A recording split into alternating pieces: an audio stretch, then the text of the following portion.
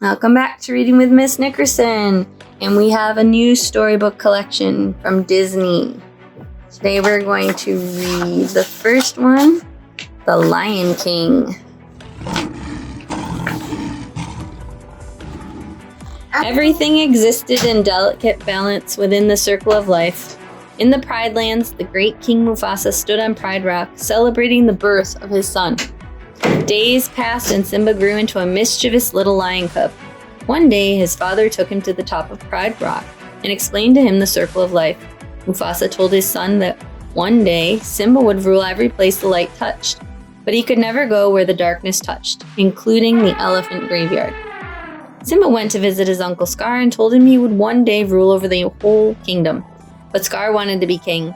He made Simba curious about the elephant graveyard in the dark lands and tricked Simba into wanting to go there. The next day, Simba went to his friend Nala and told her about his secret plan to visit the elephant graveyard. But they couldn't go on their adventure with Zazu, Mufasa's advisor and Simba's babysitter, following them. As they ventured into the savannah, Simba thought of a plan to get rid of Zazu. Simba and Nala managed to escape from Zazu and ran into the elephant graveyard.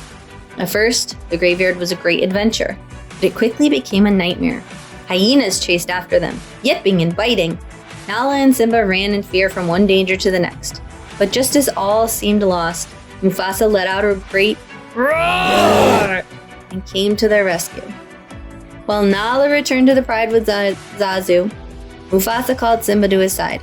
Mufasa told Simba that he was disappointed. Simba had not listened to him. Mufasa told Simba that he was scared to lose him and that he would always bravely fight to protect him. Mufasa instructed his son to look at the sky to see the kings of old. Each star was a different king. Mufasa told him that they could help Simba. Whenever you feel alone, just remember that those kings will always be there to guide you, and so will I. Little Simba admired his father, and he hoped one day he would be a great king like Mufasa. The next morning, Scar lured Simba into the gorge. Suddenly, there was a stampede of frightened wildebeests. Simba was in danger. Scar alerted Mufasa, who ran to rescue his son. Little Simba clung to a tree branch. Mufasa yelled, "Hold on, Simba!" Mufasa jumped into the stampede and grabbed Simba, bringing him to safety. As Mufasa tried to escape from the stampede himself, he called to his brother Scar to help him climb to safety. Scar cruelly let Mufasa fall into the stampede. Simba looked on in horror.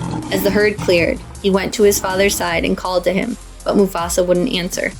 Simba looked to Scar for help. Scar lied, telling Simba that Mufasa's death was Simba's fault. "Run and never come back," Scar said. Hurt and confused, Simba ran away. Without Mufasa or Simba, Scar and his hyenas took over Pride Rock. After abandoning his life on Pride Rock, Simba wandered, lost in the desert, until he finally collapsed. Simba awoke in a strange jungle. He looked up and saw a meerkat called Timon and a warthog named Pumbaa above him. Simba was afraid, but Pumbaa's kindness and Timon's laughter made him feel at home. As they roamed through the forest, they showed him Hakuna Matata, a life without worries. As he grew older, Simba learned to live just like Timon and Pumbaa, free from the worries of his past life. One day, as Simba, Timon, and Pumbaa led their Hakuna Matata lifestyle, danger approached. A great lioness stalked Pumbaa, ready to pounce. Pumbaa screeched and ran, but Simba came to his rescue. As Simba and the lioness fought, he realized that she was his childhood friend Nala.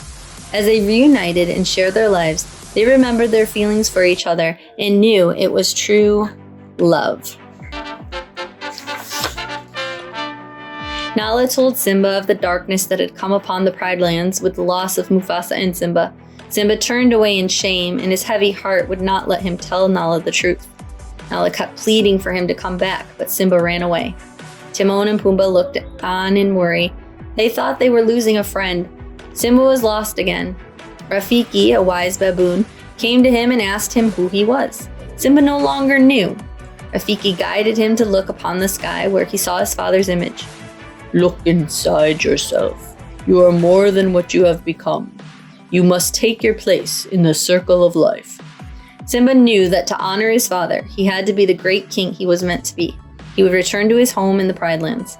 Then Simba, Nala, Timon, and Pumbaa went back to the Pride Lands to overthrow Scar. At Pride Rock, Simba confronted Scar. Scar sent his hyenas to attack Simba, and a great battle began. The lions of the Pride, along with Timon, Pumbaa, Rafiki, and even Zazu, fought with all they had. As hyenas and lions clashed, the battle seemed endless. Simba and Scar battled on top of Pride Rock.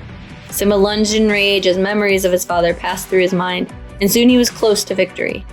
Simba told Scar to run and never come back, as Scar had told Simba to do so long before. Good had finally won. Finally, Simba stood as king of the Pride Lands and let out a mighty roar.